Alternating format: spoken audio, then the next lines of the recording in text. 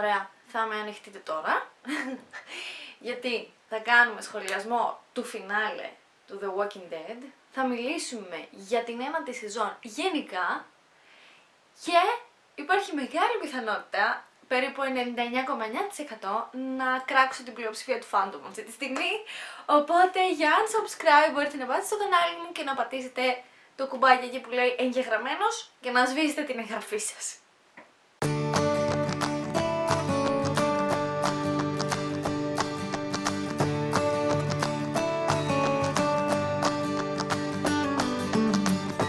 Αλλό αγαπημένοι μου Divisioners! Καλώς ορίσατε σε ακόμα ένα βιντεάκι σχολιασμού του The Walking Dead. Αυτή τη φορά σχολιάζουμε το φινάλε 9-16 επεισόδιο και παράλληλα θα πούμε και λίγα λόγια για την σεζόν γενικά. Πώς μου φάνηκε, να μου γράψετε και στα σχόλια πώς σας φάνηκε εσάς. Επίσης, πιθανόν, όπως είπα και στην αρχή, να μιλήσουμε λίγο και για το fandom, γιατί αυτές τις μέρες στην σελίδα The Walking Dead Greek Fanatics, εγώ και οι υπόλοιποι Fanatics είδαμε πάρα πολλά σχόλια τα οποία ήταν πάρα πολύ αρνητικά για το φινάλε και ήθελα λιγάκι να σας πω την άποψή μου και πώς το βλέπω εγώ γενικότερα το θέμα. Θα περάσω στον σχολιασμό του επεισοδίου. Πρώτη φορά λοιπόν στο The Walking Dead βλέπουμε χιόνι. Πρώτη φορά μετά από 9 σεζόν. Και μετά από πόσα χρόνια πέρασαν μέσα στη σειρά δεν μπορώ να μετρήσω, γύρω στα 10 χρόνια σίγουρα. Βλέπουμε στην αρχή ότι το Kingdom έχει πέσει, δεν είναι πλέον κατοικήσιμο και όλοι οι κάτοικοι του βασιλείου πρέπει να μετακινηθούν και οδεύουν προς το Hilltop, το οποίο θα τους παρέχει στέγη εκεί. Προφανώς ο Εζεκίλ είναι πάρα πολύ στεναχωρημένος που πρέπει να εγκαταλείψει το σπίτι του. Φυσικά είναι ακόμα στεναχωρημένοι όλοι με το γεγονός των πασάλων. Να πω σε αυτό το σημείο ότι έχουμε ένα μικρό χρονικό άλμα κάποιων μηνών. Αυτό φαίνεται πολύ καλύτερα στο επεισόδιο, στην σκηνή που βλέπουμε την Ροζίτα, η οποία έχει κυλίτσα, οπότε αντιλαμβανόμαστε ότι έχει περάσει κάποιο χρονικό διάστημα. Μη έχοντας ξεπεράσει λοιπόν ακόμα εντελώς το σοκ από τους πασάλους και από τον θάνατο του Χένρι, ο Εζεκίλ κάνει κάποιες πολύ περίεργες κινήσεις εναντίον του Ντάριλ. Προσπαθεί να τον πείσει ουσιαστικά να φύγει από το Hilltop και να συνεχίσει κάπου μόνος του για να απομακρυνθεί από την Κάρολ. Νιώθω ότι ο Εζεκίλ βίωσε ένα PTSD, ένα μετατραυματικό σοκ τέλος πάντων και τον οδηγεί σε αυτή την κατάσταση. Εν μέρει δικαιολογημένα, αλλά σαν όριμος άντρας ίσως θα μπορούσε να το διαχειριστεί καλύτερα. Τέλος πάντων θα τα πούμε στο τέλος όλα αυτά. Την διαδρομή την ομάδα μας πιάνει μια τεράστια καταιγίδα χιονιού φυσικά, μια χιονοθύελα και ψάχνουν να βρουν την κοντινότερη δυνατή στέγη που μπορούν να βρουν και εκεί η Μισόλ πετάει την ιδέα να πάνε στο Sanctuary. Είναι πάρα πολύ ενδιαφέρον όλο αυτό, δεν το συζητώ καν, να βλέπουμε το Sanctuary και όλους τους ανθρώπους μας να μένουν εκεί. Εκεί αποφασίζουν κιόλας ότι, ξέρεις τι, για να συνεχίσουμε πρέπει να διανύσουμε αναγκαστικά τα όρια της Α. Αλλιώς δεν μπορούμε να φτάσουμε γρήγορα και πριν πεθάνουμε από το κρύο στο Hilltop και στην Αλεξάνδρεια, αντίστοιχα στις κοινότητες που θέλει να πάει ο καθένας, οπότε το ρισκάνουνε και όντως περνάνε τα όρια της Α, ουσιαστικά τους πασάλους που είδαμε στο προηγούμενο επεισόδιο. Περνάνε λοιπόν τα όρια της Α και κατευθύνονται προς τις κοινότητες. Στην διαδρομή συναντούν ένα ποτάμι το οποίο έχει παγώσει και θέλουν να διανύσουν εκείνο το δρόμο, όμως είναι κάποια κρυμμένα ζόμπι στο χιόνι και δέχονται έτσι μια μίνι επίθεση οι πρωταγωνιστές μας. Βλέπουμε πάρα πολλά παγωμένα ζόμπι τα οποία έχουν κοκαλώσει εξ ολοκλήρου, δεν κουνιούνται καν. Σε όλη αυτή την αναταραχή βλέπουμε την Λίντια, η οποία είναι επίσης σοκαρισμένη ακόμα από τον θάνατο του Χένρι, να προσπαθεί να κάνει κακό στον εαυτό της, να προσπαθεί να αυτοκτονήσει, πλησιάζει ένα ζόμπι και βάζει το χέρι της μπροστά του, αλλά τελευταία στιγμή την σταματάει η Κάρολ πριν προλάβει το ζόμπι να τη δαγκώσει. Ουσιαστικά παλεύει σε όλο το επεισόδιο να αυτοκτονήσει κατά κάποιο τρόπο.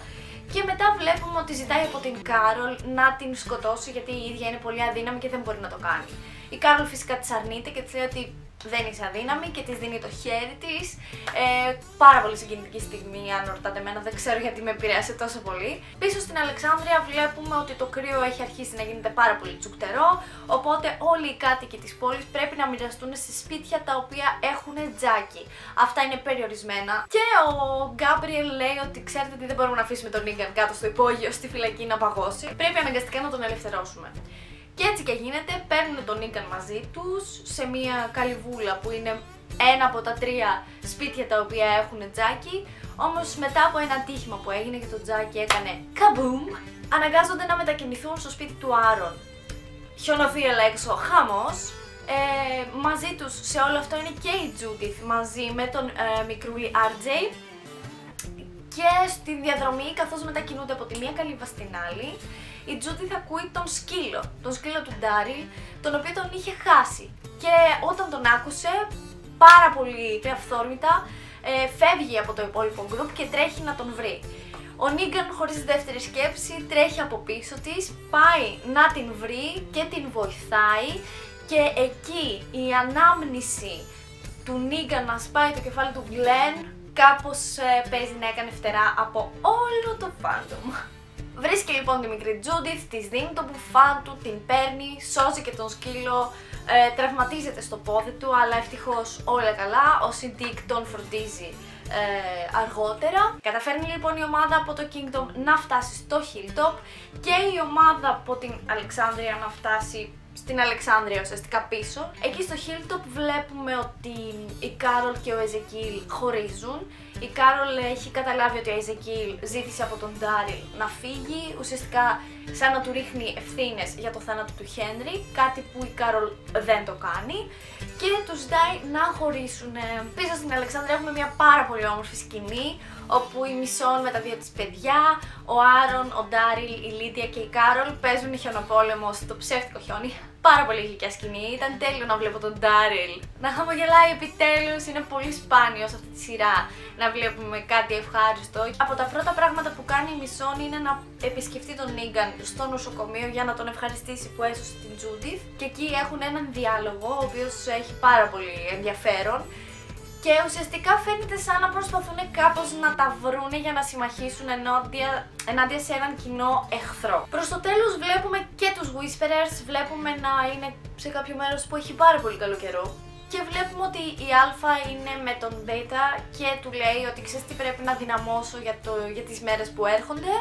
Δεν ξέρουμε τι εννοεί, λογικά κάποιες μάχες, κάποιοι θάνατοι ακόμα, who knows. Έρχεται η 10η σεζόν σε 100 μήνες τέλος πάντων. Και βλέπουμε μία σκηνή όπου ο Beta μαστιγώνει ουσιαστικά την Alpha στο χέρι για να δυναμώσει και για να μην αντέξει το πόνο. Δεν κατάλαβα. Τέλος πάντων. Το επεισόδιο κλείνει με μια σκηνή του Ezekiel και της Judith, ουσιαστικά οι οποίοι συνομιλούν.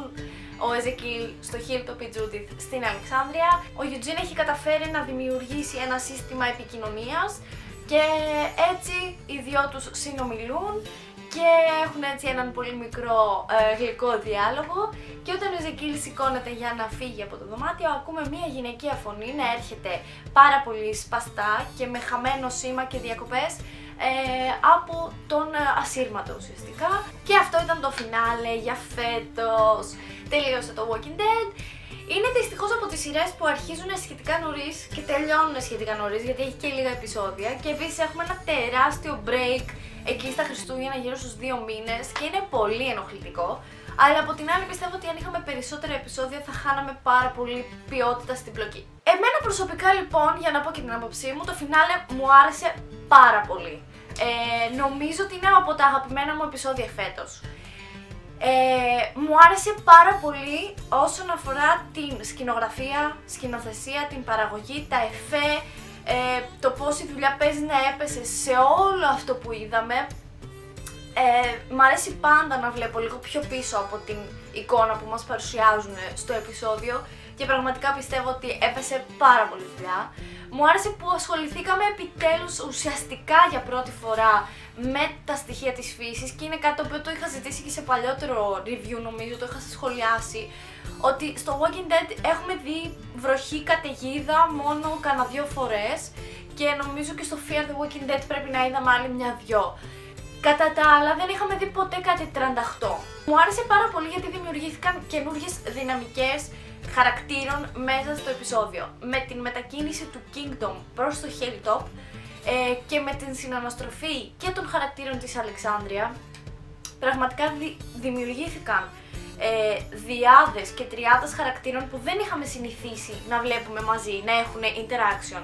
Όπως ας πούμε η Μισόλ και ο Ζεκίλ, που νομίζω ότι δεν έχουν κάνει κανέναν ουσιαστικό διάλογο από την αρχή που μπήκε ο Εζεκίλ στην σειρά. Με συγκίνησε πάρα πολύ η Λίντια σε αυτό το επεισόδιο. Γενικά από την αρχή που είχε την εισαγωγή του αυτός ο χαρακτήρας, δεν μπορώ να πω ότι πέθανα αρκετή, αλλά όσο περνούσαν τα επεισόδια με ψιλοκέρδιζε.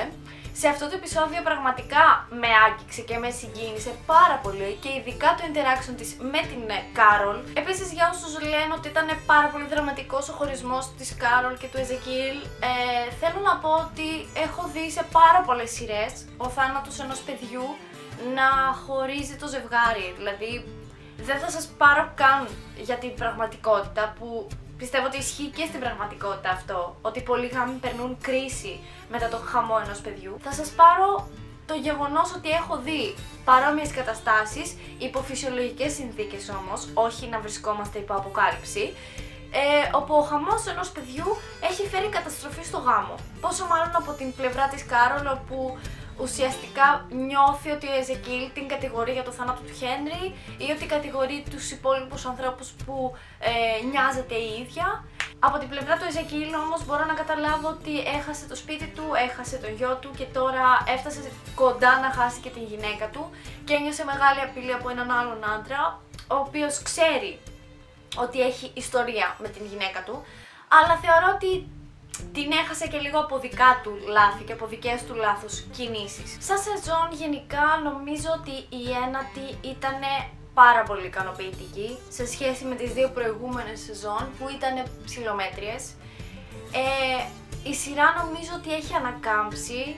Νιώθω ότι επιτέλους χαρακτήρες που ήταν στην αφάνεια παίρνουν λίγο τα πάνω τους και βγαίνουν λίγο πιο μπροστά. Έχουμε απίστευτο character development γενικότερα συνεχώς σε πάρα πολλούς χαρακτήρες. Για παράδειγμα, ένας είναι ο Ντάριλ, ο οποίος ήταν αρκετά κεντρικός φέτος και μου άρεσε πάρα πολύ αυτό. Γιατί είχα φτάσει σε ένα σημείο πέρσι να νιώθω ότι δεν τον πολύ αντέχω με την όλη κατάσταση, με τον Ίγκαν που ήθελε να τον εκδικηθεί και να πάει να τον σκοτώσει και όλα αυτά. Νιώθω ότι τόσα χρόνια που ήταν ο Ρικ πρωταγωνιστής, ας πούμε, αν και η σειρά ξέρω ότι έχει πάρα πολλούς πρωταγωνιστές, δεν ήταν μόνο ο Ρικ, αλλά ουσιαστικά ήταν το story γύρω από τον Ρικ. Νομίζω ότι πάρα πολλοί χαρακτήρες αδικήθηκαν και έμειναν στη σκιά ενώ αξίζουν να βγουν πιο προς το φως. Και ένας από αυτούς είναι ο Ντάριλ, ο οποίος άρχισε να μιλάει φέτος, άρχισε να έχει άποψη και μόνο που βασικά που τον ακούω να κάνει διαλόγους και να έχει άποψη και να συμμετέχει και να παίρνει αποφάσεις, νιώθω μια ικανοποίηση μέσα μου. Νιώθω ότι αυτός ο χαρακτήρας εξελίχθηκε όσο το δυνατόν περισσότερο μπορούσε. Για το κομμάτι των νέων κακών, των Whisperers, θεωρώ ότι έγινε πάρα πολύ μεγάλος ντόρος, προωθήθηκαν και διαφημίστηκαν όσο σχεδόν τίποτα στο Walking Dead. Εντάξει, όχι όσο ο Negan, καμία σχέση, αλλά νομίζω ότι για μένα δεν ανταπεξήλθαν στις προσδοκίες μου. Δηλαδή θεωρώ ότι ήταν πολύ πιο τρομακτικοί οι Whisperers πριν τους γνωρίσω. Ίσως η Αλφα ήταν πιο τρομακτική πριν την γνωρίσω. Γιατί οι Whisperers σαν φιλοσοφία και το ότι μπορούν ουσιαστικά να καμουφλαριστούν ανάμεσα σε κοπάδια ζόμπι είναι πάρα πολύ τρομακτικό από μόνο του. Αλλά η Αλφα σαν αρχηγός δεν ξέρω κατά πόσο μου κάνει. Βασικά κατά πόσο με τρομάζει και με ανατριχιάζει. Δηλαδή δεν νιώθω αυτή την ανατριχίλα στη σπονδυλική στήλη όπως όταν ήταν ο Negan, ας πούμε. Καμία σχέση η αίσθηση που μου είχε αφήσει ο Negan στο 6-16 και στο 7-1, ας πούμε, με την αίσθηση που μου έχει αφήσει η Αλφα φέτος. Πιο πολύ με τρομάζει ο Μπέτα. Δεν ξέρω εάν φταίει ο ηθοποιός, ο οποίος είναι απλά ένα γιγάντιο βουνό. Προσπάθησαν πάρα πολύ πάντως να μου το περάσουν αυτό, ότι είναι αδίστακτοι, ότι δεν κολώνει πουθενά, ότι θα σκοτώσει μωρά, θα σκοτώσει παιδιά και όλα αυτά. Αλλά πιο πολύ μου προκαλεί αυτό το αίσθημα ότι εντάξει, η τύπισσα είναι τρελή, παρά το ότι η τύπισσα είναι τρομακτική as fuck. Μου αρέσει πάρα πολύ το development με τον Negan, το περιμένω ακόμα να το δω και στην 10η σεζόν, ελπίζω να μην την περάσει και την 10η σεζόν στο κελί, θα είναι πολύ άδικο θεωρώ. Πίστευα ότι δεν θα μπορούσα ποτέ να ξεχάσω το ότι σκότωσε τον Glenn με αυτόν τον τρόπο που τον σκότωσε, αλλά να, που το κατάφερε η σειρά. Γενικότερα πιστεύω πάρα πολύ στην εξηλαίωση σαν άνθρωπος. Πιστεύω ότι όλοι αξίζουν μια δεύτερη ευκαιρία. Το τι θα κάνουν με αυτή είναι στο χέρι τους. Εσύ αυτό που πρέπει να κάνεις είναι απλά να τη δώσεις. Γενικά έχω να πω θετικά, αρκετά θετικά για την ένατη σεζόν. Εκτός από το αρνητικό κομμάτι των villain μας φέτος, κατά τα άλλα όλα κομπλέ. Δηλαδή πιο πολύ ας πούμε με τρόμαξε η χιονοθύελλα παρά η Αλφα, δεν ξέρω πώς θα το εξηγήσω. Ίσως φταίει το ότι δεν σκότωσε πολλούς λατρεμένους μου χαρακτήρες στο προηγούμενο επεισόδιο, στο 9-15, εκτός από την Τάρα δηλαδή. Δεν ξέρω. Ίσως φταίει αυτό. Εάν σκότωνε κάποιον που λατρεύω, ας πούμε, μπορεί και να την έβλεπα με τελείως άλλο μάτι. Ή μπορεί να φταίει το ότι δεν είδαμε και on screen τους θανάτους των χαρακτήρων. Γιατί βλέποντας, ας πούμε, την δολοφονία του Glenn, σου προκαλεί και αυτό από μόνο του μία αναταραχή προς τον Negan. Σε φάση δεν θα ήθελα πολύ να τον βλέπω, ρε παιδί μου, γιατί φοβάμαι. Και ας περάσουμε τώρα στο κομμάτι fandom. Είναι λογικό όταν ξεκινάς μία σειρά με ζόμπι να περιμένεις να δεις σκοτωμούς, θανάτους, αίματα, ζόμπι, μάχες, ένταση, αγωνία, τρελά πράγματα, από εδώ, από εκεί. Ναι, το καταλαβαίνω. Στην περίπτωση του Walking Dead όμως, αυτό σταματάει στην πρώτη σεζόν.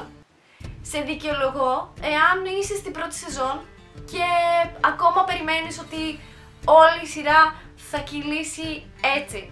Με θανάτους, full zombie, full αίμα, full μάχη. Όχι.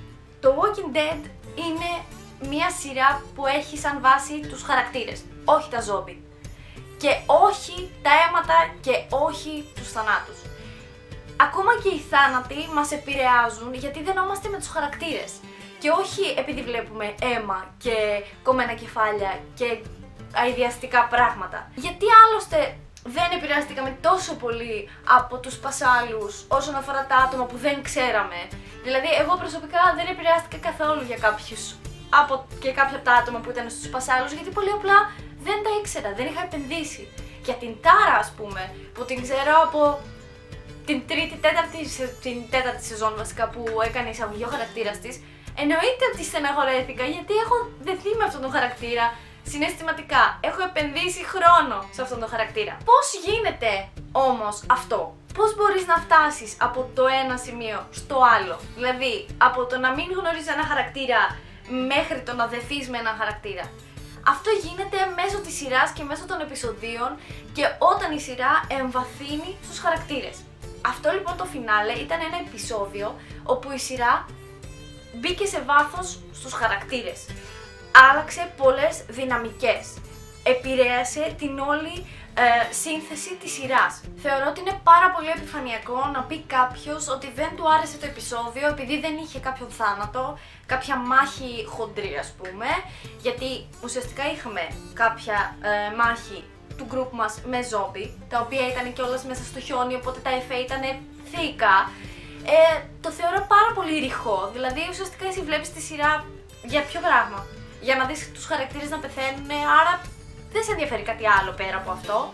Σε ενδιαφέρει να βλέπεις θανάτους, αίματα, μάχες και αυτό. Εγώ προσωπικά δεν είμαι έτσι. Σωστό λάθος δεν ξέρω. Προτιμώ ένα επεισόδιο που να είναι αφιερωμένο στον κάθε χαρακτήρα, πώς εξελίσσεται, να βλέπω τις αντιδράσεις του, να βλέπω πώς χειρίζεται κάποιες καταστάσεις, να βλέπω μικρές στιγμές ευτυχίας όπως η σκηνή στο χιόνι που είχαμε σε αυτό το επεισόδιο. Να βλέπω έναν χαρακτήρα που ξεκίνησε σαν μια κακοποιημένη γυναίκα από τον άντρα της, να έχει καταλήξει απίστευτα badass, να γαμάει και πραγματικά να μην δίνει δεκάρα για τίποτα, ας πούμε, όταν πρόκειται για τους ανθρώπους που αγαπάει. Είχαμε ένα πάρα πολύ δυνατό επεισόδιο την προηγούμενη εβδομάδα. Πάρα πολύ δυνατό, με πάρα πολύ ωραία εξέλιξη που από ένα χαρούμενο επεισόδιο εξελίχθηκε σε ένα αιματηρό επεισόδιο. Είχαμε θανάτους, είχαμε απώλειες. Δεν γίνεται back to back να σου δίνει τόσο αιματηρά επεισόδια. Επίσης, από την άλλη, στην έκτη σεζόν στο φινάλε, όταν μας είχε αφήσει σε cliffhanger για το ποιος είναι το θύμα του Negan, όλοι σκίζαμε τα βρακιά μας και λέγαμε μας άφησε στο cliffhanger και μας άφησε έτσι με το θύμα που δεν ξέρουμε ποιο είναι και δεν ξέρω κι εγώ τι και έξαλλη και δεν μ' άρεσε και.